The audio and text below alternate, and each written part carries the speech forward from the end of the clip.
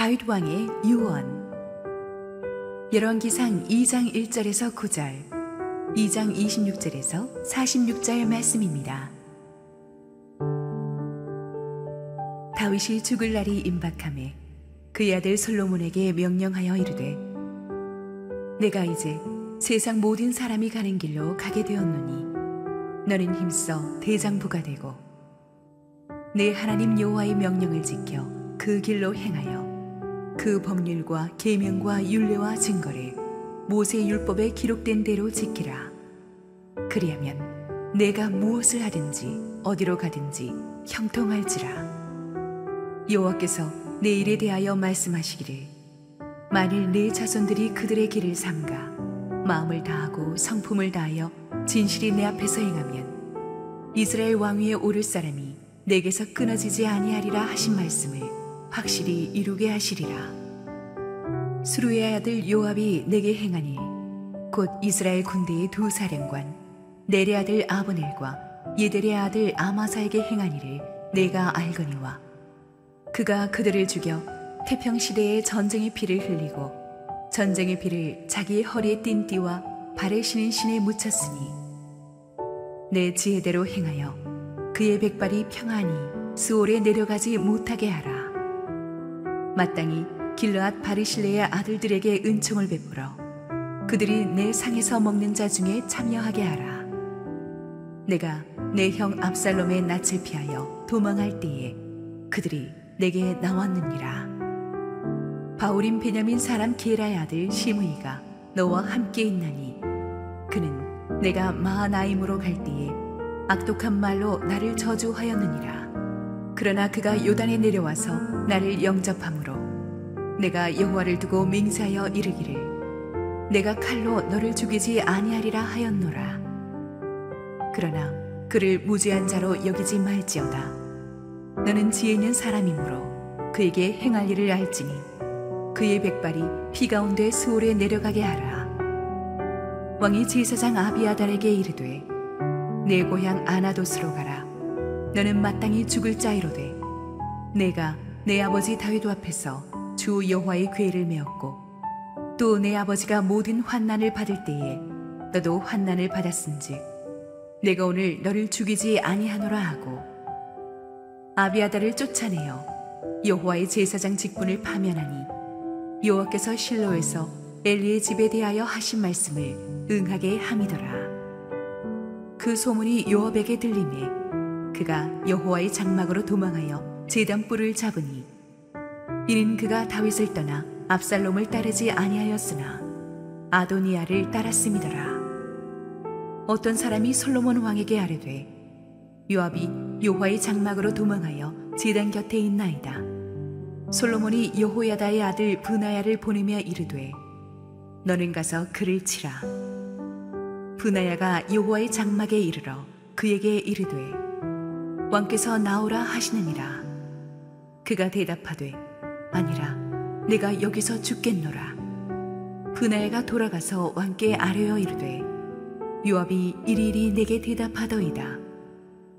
왕이 이르되, 그의 말과 같이 하여 그를 죽여 묻으라. 요압이 까닭없이 흘린 피를 나와 내 아버지의 집에서 내가 제하리라. 여호와께서 요압의 피를 그의 머리로 돌려보내실 것은 그가 자기보다 의롭고 선한 두 사람을 쳤음이니 곧 이스라엘 군사령관 넬의 아들 아브넬과 유다 군사령관 예델의 아들 아마사를 칼로 죽였음이라. 이 일을 내 아버지 다윗은 알지 못하셨나니 그들의 피는 영영이 요압의 머리와 그의 자손의 머리로 돌아갈지라도 다윗과 그의 자손과 그의 집과 그의 왕위에는 여호와께로 말미암는 평강이 영원히 있으리라. 여호야다의 아들 브나야가 곧 올라가서 그를 쳐 죽이매 그가 광야에 있는 자기의 집에 매장되니라. 왕이 이에 여호야다의 아들 브나야를 요압을 대신하여 군사령관으로 삼고 또 제사장 사독으로 아비아달을 대신하게 하니라. 왕이 사람을 보내어 시므이를 불러서 이르되, 너는 예루살렘에서 너를 위하여 집을 짓고 거기서 살고 어디든지 나가지 말라. 너는 분명히 알라. 내가 나가서 기드론 시내를 건너는 날에는 반드시 죽임을 당하리니 내 피가 내 머리로 돌아가리라. 시므이가 왕께 대답하되 이 말씀이 좋사오니 내 조왕의 말씀대로 종이 그리 하겠나이다 하고 이에 날이 오래도록 예루살렘에 머무니라. 3년 후에 시므이의 두 종이 가드 왕 마아가의 아들 아기스에게로 도망하여 간지라. 어떤 사람이 시므이에게 말하여 이르되 당신의 종이 가드에 있나이다. 시므이가 그 종을 찾으려고 일어나 그의 나귀에 안장을 지우고 가드로 가서 아기스에게 나아가 그의 종을 가드에서 데려왔더니 시므이가 예루살렘에서부터 가드에 갔다가 돌아온 일을 어떤 사람이 솔로몬에게 말한지라. 왕이 사람을 보내어 시므이를 불러서 이르되 내가 너에게 여호와를 두고 맹세하게 하고 경고하여 이르기를 너는 분명히 알라. 내가 밖으로 나가서 어디든지 가는 날에는 죽임을 당하리라 하지 아니하였느냐. 너도 내게 말하기를 내가 들은 말씀이 좋으니이다 하였거늘 내가 어찌하여 여호와를 두고 한 맹세와 내가 내게 이른 명령을 지키지 아니하였느냐. 왕이 또 시므이에게 이르되 내가 내 마음으로 아는 모든 악 곧 내 아버지에게 행한 바를 내가 스스로 아나니 여호와께서 내 악을 내 머리로 돌려보내시리라. 그러나 솔로몬 왕은 복을 받고 다윗의 왕위는 영원히 여호와 앞에서 견고히 서리라 하고 여호야다의 아들 브나야에게 명령하매 그가 나가서 시므이를 치니 그가 죽은지라. 이에 나라가 솔로몬의 손에 견고하여지니라. 할렐루야. 우리 하나님께 감사와 영광의 박수 올려드리겠습니다.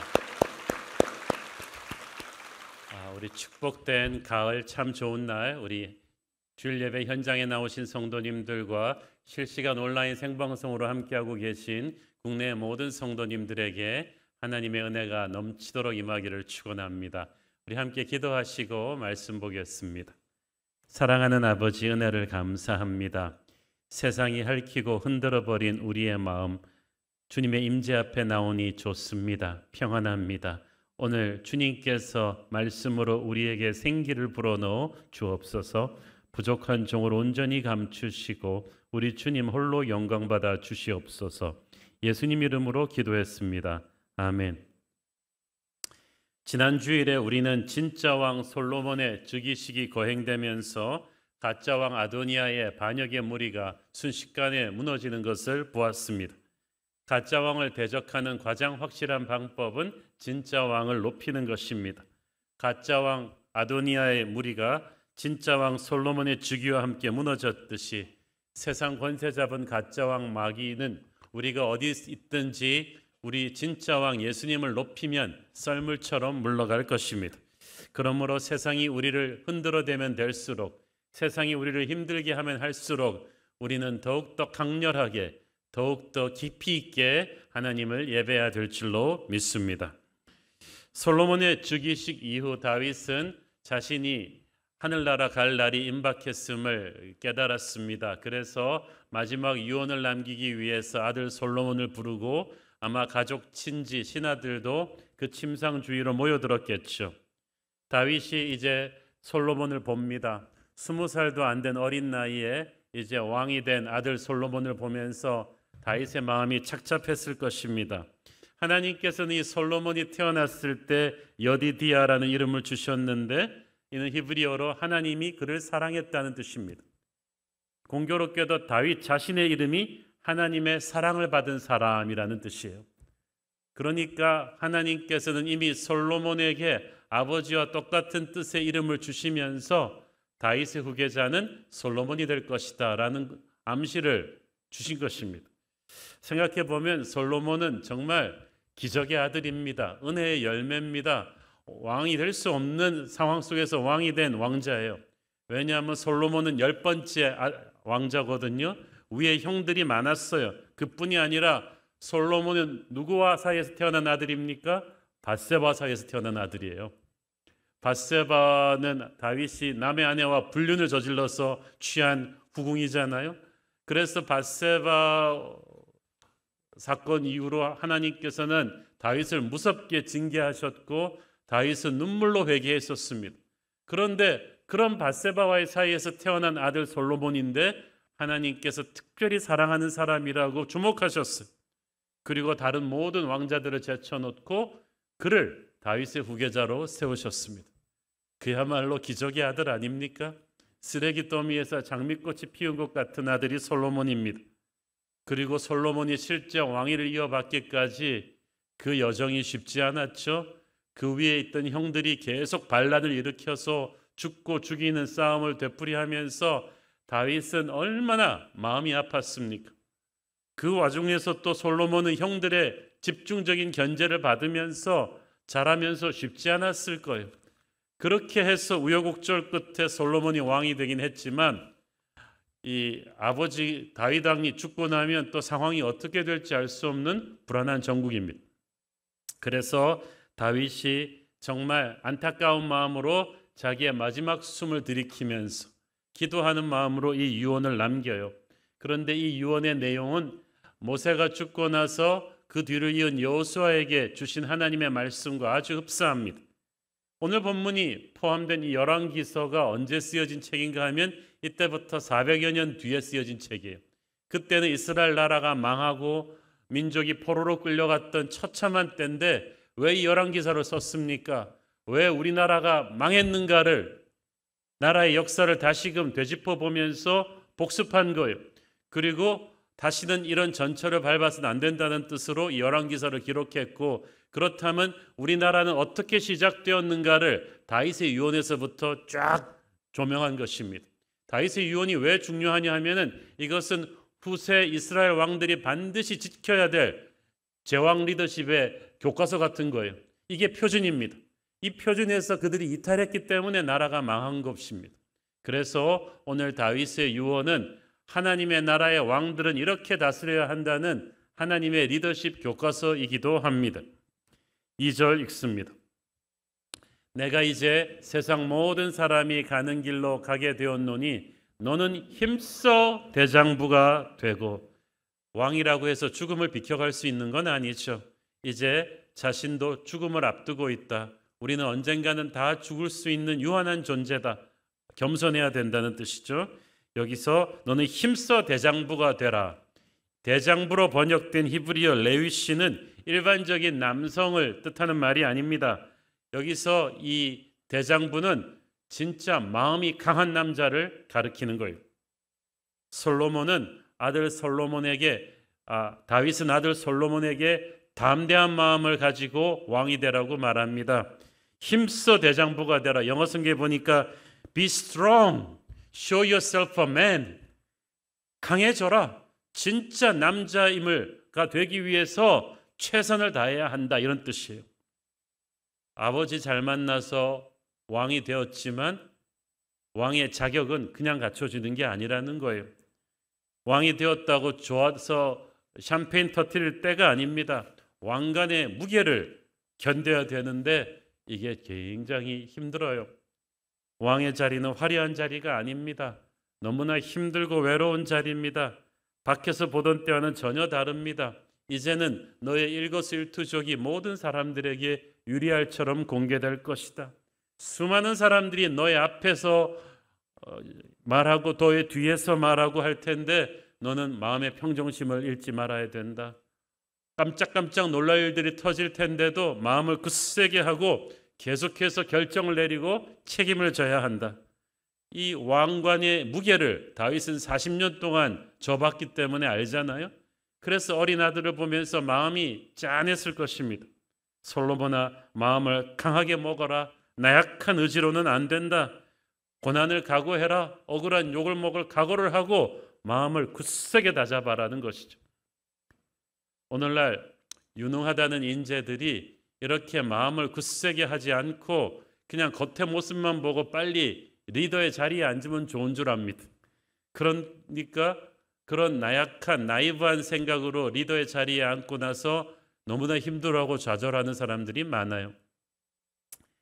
제 아는 후배 목사 중에 그렇게 오매불망 담임 목사가 되고 싶어 했던 사람이 있었어요. 꿈에도 소원은 담임 목사. 왜 이렇게 담임 목사가 되고 싶냐 그랬더니 담임 목사가 되면 그냥 시큰 설교도 해보고 내 뜻대로 이렇게 교회를 쫙쫙 끌고 갈 수 있게 리더십을 발휘할 수 있지 않습니까? 그래서 담임 목사가 됐어요. 1, 2년 있다가 그를 만났더니 얼굴이 그냥 반쪽이 돼 있는 거예요. 왜 담임 목사 되니까 좋지 않아? 그랬더니 담임 목사가 이렇게 힘든 줄은 예전에 미처 몰랐대. 그렇게 설교하고 싶었는데 담임 목사 되고 나니까 설교 자료가 한 1년도 안 돼서 다 떨어지고, 그렇게 자기가 뜻대로 교회 일을 결정하고 싶었는데 모든 결정에 대해서 비판과 견제와 이런 부정적인 피드백이 이렇게 많을 줄은 몰랐다는 거예요. 그래서 제가 말해줬죠. 그럼 내가 쉽게 하는 줄 알았어? 지도자의 자리는 겉에 보기와는 다릅니다. 너무나 외롭고 너무나 힘든, 정말 죽을 각오로 최선을 다하지 않으면 안 되는 자리죠. 이 힘써 대장부가 되라는 말은 절박감을 의미하는 거예요. 솔로몬은 이렇게 빨리 자기가 왕이 될 줄 몰랐을 거예요. 좋은 아버지 뒤에서 좀 더 시간이 있을 줄 알았는데 이렇게 갑자기 자기가 왕위를 계승하게 될 줄은 꿈에도 몰랐을 거예요. 사람들은 젊은 나이에 높은 자리에 오르는 걸 부러워하는데요, 솔로몬은 솔직히 말해서 칼날 위에 앉은 심정이었을 거예요. 아버지 다윗보다 10년 일찍 왕이 됐잖아요. 밑에서 아버지 뒤를 따라가기만 하도 됐던 왕자 시절에는 편했죠. 이제 왕이 됐으니까 이제 자기가 다 책임져야 돼요. 리허설은 끝났습니다. 이제 본 경기입니다. 영화 촬영에서는 NG하면 다시 낼 수 있지만 여기서는 NG가 없어요. 사람들은 더 이상 나를 기다려주지 않고 실수를 용서해 주지도 않습니다. 그래서 마음을 강하고 담대하게 하나님을 붙잡고 각오를 해야 되는 거예요. 둘째, 말씀을 순종하라. 3절 읽습니다. 네 하나님 여호와의 명령을 지켜 그 길로 행하여 그 법률과 계명과 율례와 증거를 모세의 율법에 기록된 대로 지키라. 그리하면 네가 무엇을 하든지 어디로 가든지 형통할지라. 수많은 환난 속에서 오토기처럼 일어나며 이 왕자를 지켜온 다윗의 리더십 지침은 심플했습니다. 하나님의 말씀을 순종해라. 그 말씀을 순종하는 것을 체질화해라. 한두 번이 아니라 시시각각 하나님의 음성을 듣고 순종을 해라. 그것이 너의 리더십의 성패를 좌우할 것이다. 중요한 말입니다. 요즘 보면은 기업이나 정치 리더십의 자질로 미래를 보는 능력을 많이 꼽습니다. 그래서 미래 트렌드를 다룬 TV 프로그램이나 그런 책들이 범람하죠. 우리 크리스천들도 보면은 자기 미래에 관심이 많은 것 같아요. 앞으로 하나님이 내게 뭘 하기를 원하실까? 앞으로의 일의 계시에 대해서 관심이 많은데 하나님께서는 미래에 대한 자세한 그림을 그려주시지 않고 오늘 지금 너에게 주어진 말씀을 순종하라고 하십니다. 예수님께서도 내일 일은 내일 염려할 것이요 오늘 염려는 오늘로 족하다고 하셨어요. 과거는 지나간 것이고 미래는 우리의 소관이 아닌 하나님의 소관입니다. 우리는 미래를 알 수 없지만 우리가 할 수 있는 것은 지금 이 시간 하나님이 내게 주신 말씀에 대한 순종이에요. 이미 주신 말씀을 순종하지 않는 사람이 어떻게 새로운 말씀을 주시기를 기대합니까? 여러분이 하나님이라면 이미 준 말씀을 순종하지 않는 사람한테 새로운 계시를 또 주겠어요? 역설적이지만 그런 거예요. 순종을 해야 미래가 보여요. 지금 내게 주신 말씀을 붙잡고 순종하면 우리의 미래를 향한 하나님의 그 다음 길이 보일 것입니다. 우리는 하나님의 말씀을 순종하지 않음으로써 축복의 미래를 스스로 셧다운하고 있는 거예요. 나의 재정적인 상황을 하나님이 어떻게 풀어주실지는 알 수가 없죠. 그렇지만 지금 남의 거 훔치지 말고 정직하게 땀 흘려서 벌어야 한다는 건 알고 있죠. 우리 청년 여러분, 내 미래의 배우자를 누구로 준비하셨는지 지금은 모르죠. 그렇지만 지금 순교를 지켜야 된다는 것은 아시죠. 지금 내게 주신 말씀을 순종하면 하나님께서 미래의 축복을 열어주실 것이다. 다윗은 지금 솔로몬에게 그걸 가르치고 있는 거예요.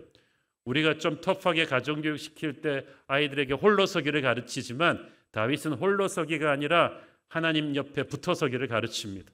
너는 항상 하나님과 동행하면서 하나님이 그때그때 주시는 말씀 따라 순종해라. 그러면 네게 주어진 모든 일에서 너는 만사 형통할 것이다. 다윗은 정말 훌륭한 아버지예요. 그는 고기를 주는 게 아니라 고기 잡는 법을 가르쳐요. 미래를 향한 디테일한 맵을 지도를 전수하는 것이 아니라 어떻게 축복의 미래를 네가 스스로 찾아갈지 그 나침판을 주었는데 그것은 바로 항상 하나님과 동행하며 말씀을 순종하라는 것입니다. 여러분, 성경에는 8,000개가 넘는 약속의 말씀이 있습니다. 이 약속의 말씀을 진짜 누릴 수 있는 사람은 오늘 주어진 말씀을 순종하는 사람인 줄로 믿습니다. 왕이 말씀을 순종하면 백성이 따라서 축복을 받게 될 것입니다. 셋째로 너만 그렇게 하는 게 아니라 자손들에게도 순종의 삶을, 믿음의 길을 가도록 가르치라고 했어요. 4절 읽습니다.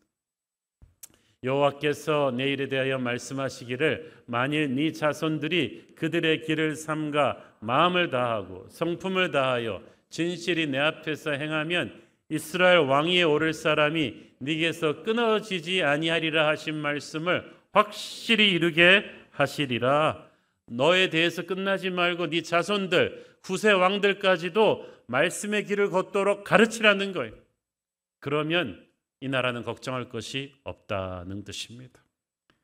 사실 다윗이 솔로몬에게 자녀 교육 당부하면서 가슴이 염이었을 것입니다. 왜냐하면 자기는 그렇게 잘 못했거든요.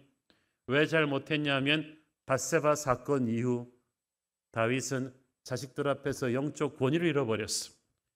그래서 압살롬도 아도니아도 한 번도 제대로 훈계하고 키우지를 못했어요. 그 결과 자식들이 계속해서 서로 죽고 반역하고 사고를 치면서 나라를 쑥대밭으로 만들었잖아요. 그런 아픔이 있었기 때문에 다윗은 솔로몬아, 너만은 그렇게 해서는 안 돼. 너는 영적 권위를 잃어버리지 말고 자손들에게 믿음의 길을 가도록 가르쳐야 돼 라고 당부한 거예요. 아버지의 그 절절한 당부를 들었기 때문에 솔로몬의 필생의 역작, 자녀들에게 여호와의 길을 가는 잠언이라는 책이 나온 것입니다. 우리 교회에서 정말 정성을 쏟는 게 다음 세대 뉴젠 주일학교하고 우리 청년대학부죠. 우리가 다음 세대를 향해서 정성을 쏟지 않으면 우리 부모 세대의 부흥보다 더 큰 부흥을 누리도록 지금 정성을 쏟지 않으면 큰일 날 거예요. 마지막으로 다윗은 악한 자들을 심판하고 선한 자를 포상하라는 유언을 남깁니다. 두 명의 악인을 이야기하죠. 요압과 시므이. 그리고 한 명의 선한 자 바르실레를 언급합니다. 먼저 요압을 보겠습니다. 5절 6절 읽습니다. 스루야의 아들 요압이 내게 행한 일, 곧 이스라엘 군대의 두 사령관 넬의 아들 아브넬과 에델의 아들 아마사에게 행한 일을 네가 알거니와 그가 그들을 죽여 태평시대에 전쟁의 피를 흘리고 전쟁의 피를 자기의 허리에 띤 띠와 발에 신은 신에 묻혔으니 네 지혜대로 행하여 그의 백발이 평안히 수월에 내려가지 못하게 하라. 자, 요압은 다윗의 조카이면서 수십 년간 다윗 군대 사령관으로 수많은 공을 세운 인물이었습니다. 그렇지만 요압은 또 자기 주관이 너무나 강해가지고 다윗의 뜻을 종종 거슬렀어요. 특히 이 요압이 저지른 죄 중에 다윗이 끝까지 기억했던 죄 하나가 있는데 그것은 아브넬과 아마사를 죽인 일이었습니다. 아브넬이 누굽니까? 사울 군대의 총사령관. 아마사는 압살롬 군대의 총사령관. 다윗은 그 두 사람을 포용하려고 했습니다. 왜냐하면 그렇게 해야 분열된 민심을 하나로 모으고 평화로운 통일 왕국의 시대를 열 수 있었기 때문이에요. 그런데 요압은 다윗의 총애를 딴 사람이 가져가는 것을 견딜 수가 없어서 그냥 두 사람을 죽여버린 거예요. 그리함으로 말미암아 다윗이 그 평화의 시대를 이루는데 완전히 무너질 뻔했어요. 그 꿈이. 그래서 다윗은 요압의 죄를 잊지 않았습니다. 하지만 요압은 군부에 자기 사람이 많아서 함부로 제거하기가 힘들었습니다. 게다가 다윗은 요압을 제거할 영적 권위가 없어요. 왜냐하면 밧세바 사건 때 밧세바의 남편 우리아를 제거할 때 요압과 협조했잖아요. 다윗이 무슨 권위로 요압을 징계합니까? 그래서 다윗은 알면서도 요압을 끝까지 참을 수밖에 없었지만 솔로몬의 시대는 다르다는 거예요. 이런 사람을 군부에 남겨두고 어떻게 평화의 시대를 엽니까? 그래서 아들에게 이 요압을 정리하라고 부탁한 거예요. 두 번째는 시므이입니다. 시므이는 사울의 베냐민 지파의 큰 지도자 중에 한 사람인데, 이 사람은 다윗이 압살롬 반역 사건으로 인해 피난길에 올랐을 때 길에서 다윗 왕을 저주한 사람이죠. 입에 담지 못할 악담으로 저주합니다. 네가 이렇게 된 건 사울 일가의 피를 많이 흘려서 그렇게 된 것이다. 하지만 다윗이 참습니다. 나중에 반역을 평정하고 돌아와도 그를 죽이지 않고 용서해 줍니다. 왜냐하면 베냐민 지파가 요동하지 않도록 평화의 시대를 위해서 다윗이 참은 거예요. 그러나 이 사람을 끝까지 방치할 수는 없었어요. 왜냐하면 시므이는 다윗의 시대를 살면서도 항상 사울의 시대를 그리워했어요. 그리고 베냐민 지파를 계속해서 사울 왕을 그리워하게끔 선동한 사람이에요. 용서받고도 그거 고쳐지지 않으니까 이런 사람을 솔로몬 시대까지 계속 살려두면 평화의 시대에 걸림돌이 되거든요. 그래서 시므이도 제거하라고 부탁합니다. 하지만 다윗은 한 사람, 바르실레라는 사람의 공로를 포상하고 그의 자손들에게 은혜를 갚으라고 말합니다. 바르실레 7절 읽습니다. 마땅히 길르앗 바르실레의 아들들에게 은총을 베풀어 그들이 네 상에서 먹는 자 중에 참여하게 하라. 내가 네 형 압살롬의 낯을 피하여 도망할 때에 그들이 내게 나왔느니라. 바르실레는 압살롬의 반역으로 다윗이 모든 것을 잃고 도주했을 때 그 비상 캠프에서 다윗 일행이 먹을 것도 없고 마실 것도 없고 너무나 힘들었을 때 80이 넘은 노인 바르실레가 자기 마을의 종들을 다 데리고 필요한 물자를 가지고 와서 다윗 일행을 살린 거예요. 바르실레의 헌신적인 섬김이 없었다면 다윗 일행은 굶어 죽거나 목말라 죽었을 거예요. 그 80이 넘은 고령을 이끌고 그 당시 전부 압살롬 쪽에 붙고 다윗을 옆에 도와주는 사람이 없을 정도로 외롭고 힘들었을 때 80 노인 바르실레가 사심없이 목숨을 걸고 다윗을 도왔어요. 다윗은 그 은혜를 평생 잊지 않았습니다. 그래서 그 자손들에게 그 은혜를 보상하라고 솔로몬에게 말한 거예요. 그것은 전 국민에게 주는 메시지였어요. 너희들도 바르실레처럼 충성스럽게 왕을 섬겨달라. 왕이 외롭고 힘든 때일수록 사심없이 정성을 다해 왕을 섬겨라. 그러면 나라는 너를 잊지 않을 것이다. 지금 이 땅에 바르실레 같은 충성으로 우리 주님을 섬길 크리스천들이 필요합니다.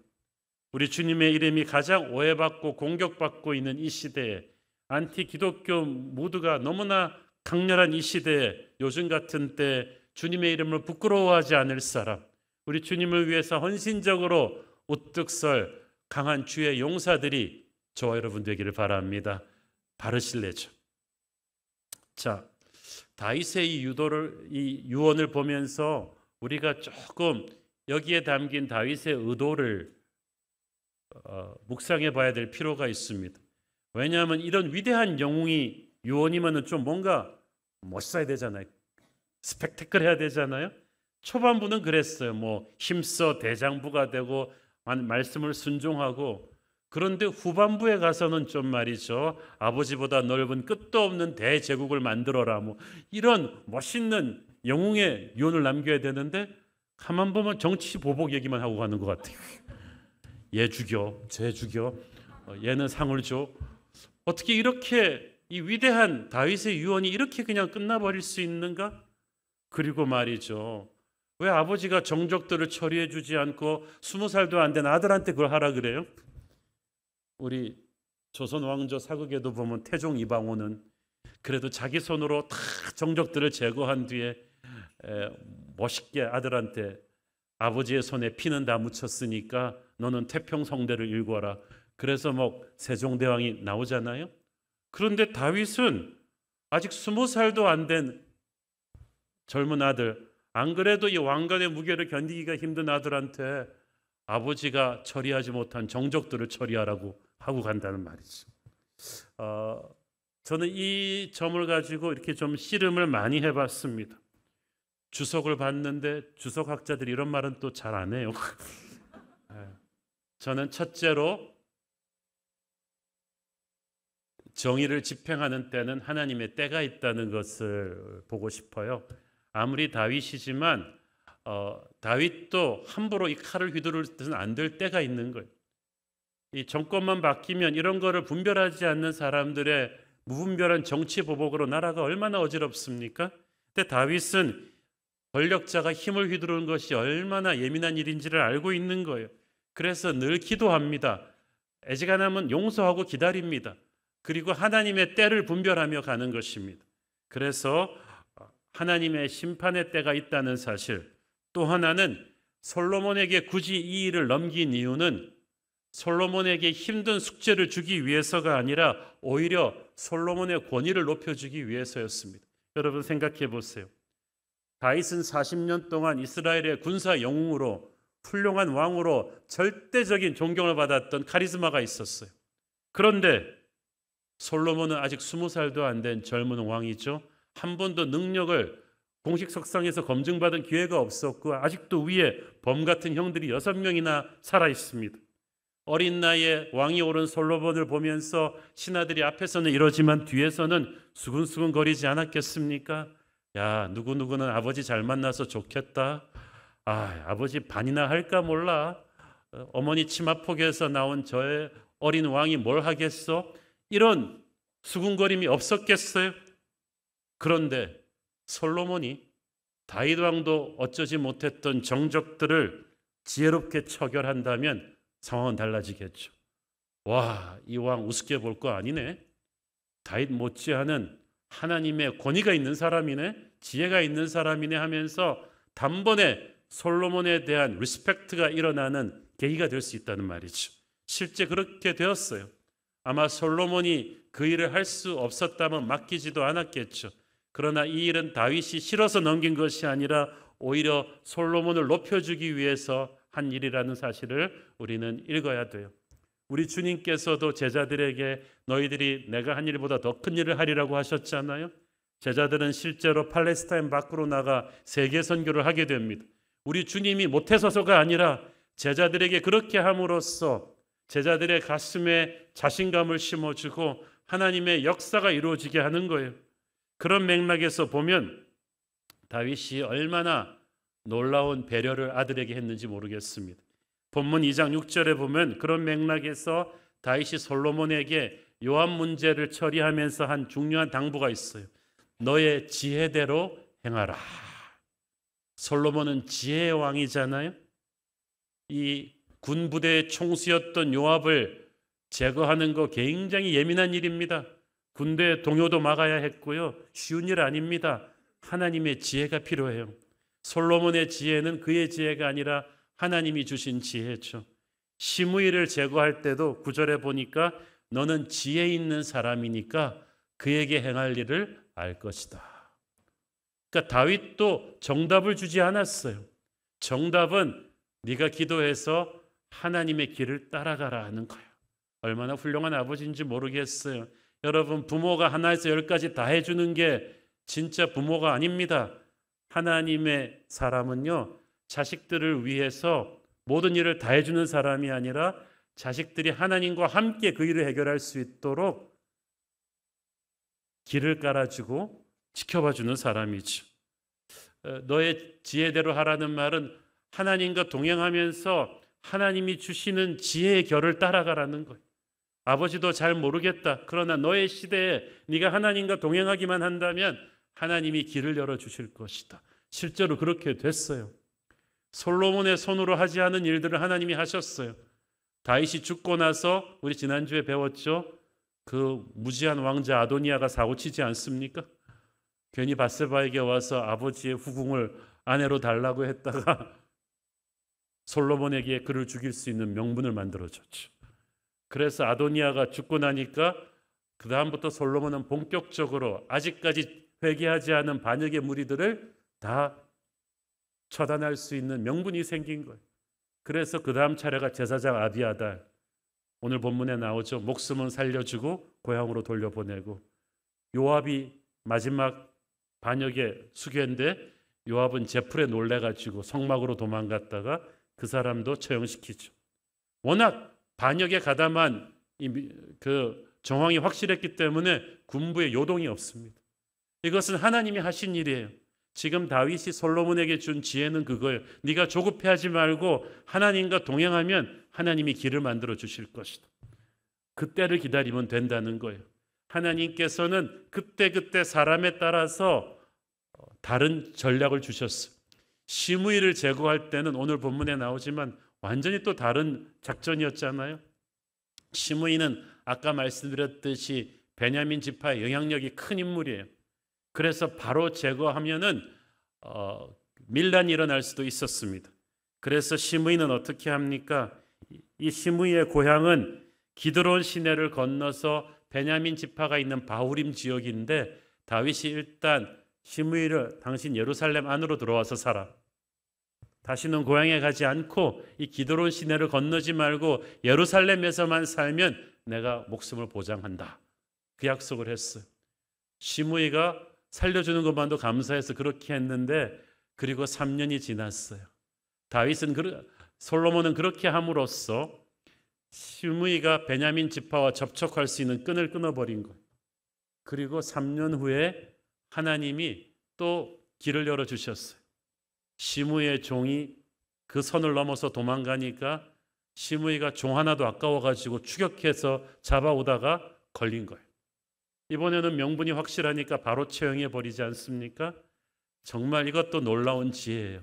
3년 동안 베냐민 지파와 접촉할 수 없었던 사람이었기 때문에 그가 왕의 명을 어기고 죽었을 때 아무도 그를 위해 울어주지 않았어요. 정말 하나님이 그때 주시는 지혜가 있었어요. 다윗은 솔로몬이 이런 실전 경험을 통해서 리더십을 쌓아가기를 원했고 그리고 자신감을 얻고 아버지를 넘어서기를 원했어요. 지켜보는 백성들도 솔로몬을 보면서 다윗의 버금가는 존경심을 보내게 되는 거예요. 이것은 앞으로 젊은 왕 솔로몬이 순식간에 사람들의 존경을 받으면서 민심을 장악하는 데 큰 동력이 됩니다. 또한 왕으로 즉위하자마자 과거의 악을 심판하고 또 선행을 포상하는 일은 나라의 질서를 세우는 중요한 일입니다. 누구를 벌하고 누구를 상 주는가를 보면 이 나라가 어떻게 돌아갈 것인지를 사람들이 예측할 수가 있잖아요. 요한계시록에도 보면은 주님 다시 오실 때 악인들을 벌하고 의로운 성도들을 상 주신다고 돼 있어요. 그렇게 함으로써 솔로몬은 앞으로 정의로운 나라를 만들어 갈 수 있는 기반을 순식간에 다지는 거예요. 그러니까 여러분 얼마나 이 다윗이 생각하는 이 배려가 컸습니까? 우리 생각에는 이렇게 유언의 마지막을 정치 보복으로 끝내냐 싶지만 다윗은 이거를 통해서 수많은 것들을 생각했던 거예요. 어린 왕 솔로몬의 권위를 높여주고 하나님의 역사가 순조롭게 집행되게 하고 아무 민심에 동요 없이 과거의 악을 정리하고 새로운 시대로 나갈 수 있도록 아들을 위해서 길을 깔아준 것입니다. 마지막으로 우리는 오늘의 본문에서 평화의 새 시대를 열기 위해서는 걸림돌, 스텀블링 블럭이 되는 요소들을 키워야 한다는 것을 알 수가 있습니다. 솔로몬은 다윗은 예수님을 상징하는 인물이라고 했죠. 솔로몬은 평강의 시대를 연 왕입니다. 그러나 그런 나약한 사람은 아닙니다. 평화는 나약한 사람이 지킬 수 없어요. 강한 사람만이 지킬 수 있어요. 이 평강의 시대는 공짜로 주어지는 게 아닙니다. 걸림돌들을 악을 제거해야 이 평강의 시대가 열릴 수 있어요. 우리 안에서도요. 요압과 시므이 같은 악이 제거되어야 평강의 왕 예수님이 마음껏 우리를 다스리시는 새로운 시대를 열 수가 있어요. 우리 안에도 요압이 있어요. 요압이 누구라고 했죠? 많은 공을 세웠으면서도 다윗이 자기만 사랑해야 된다고 믿는 사람, 아우들을 품지 못하고 정죄하는 사람이었어요. 하나님께서는 항상 요압 같은 사람들 때문에 가슴 아프셨어요. 예수님 때 종교 지도자들이 그랬어요. 자기들만 하나님이 사랑하고 이런 다른 사람들은 전부 다 죄인들이라고 무시했어요. 가만 보면 교회 다닌 지 오래된 분들 중에, 사역 많이 한 분들 중에 요압 같은 분들이 있어요. 자기만 총애를 받아야 되고 다른 연약한 어린 아우들을 품지를 못해요. 돌아온 탕자를 환영하는 아버지가 싫어요. 탕자를 정죄하는 거예요. 그러면 평강의 왕의 은혜를 누릴 수가 없습니다. 여러분 안에 요압이 있습니까? 오늘 그 요압이 깨지기를 바랍니다. 또한 우리 안에 시므이가 죽어야 돼요. 시므이는 누굽니까? 다윗의 시대를 살면서도 항상 사울의 시대를 그리워했던 사람, 사울적인 성향으로 자꾸 사람들을 몰아가던 사람이었어요. 우리는 예수 그리스도의 자녀로서 세수를 세 부대에 담고 살아야 되는데 자꾸 옛사람의 본성으로 회귀시키려는 시므이 같은 성향이 있어요. 저는 여러분 안에 시므이가 죽기를 바랍니다. 깨지기를 바랍니다. 하지만 동시에 우리가 일깨워야 되는 존재 바르실레가 있어요. 사심없는 헌신을, 끝없는 충성을 왕에게 바치는 그런 바르실레가 우리 안에서 다시 살아나야 할 줄을 믿습니다. 우리 안에 요압과 시므이가 죽고 바르실레의 모습이 살아날 때 평강의 왕이신 주님께서 우리 안에 충만하게 거하시고 우리를 새로운 평강의 시대로 이끌어 가실 줄 믿습니다. 기도하겠습니다. 주님 은혜를 감사합니다. 주님, 다윗 왕의 유언 속에 담긴 지혜가 얼마나 큰 것이었는가를 우리가 오늘 배웠습니다.